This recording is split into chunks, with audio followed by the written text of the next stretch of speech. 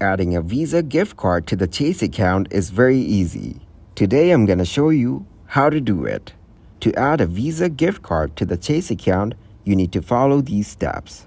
Now, the first thing you need to do is to add a credit card to Chase Online.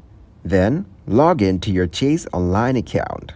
After that, navigate to the Accounts or Credit Cards section. Now look for an option like Add an Account or Add a Credit Card.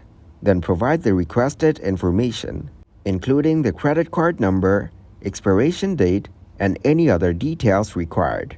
Now you need to review the information and confirm the addition of the credit card.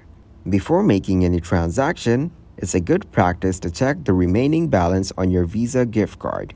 You can usually do this by visiting the issuer's website and entering the card details.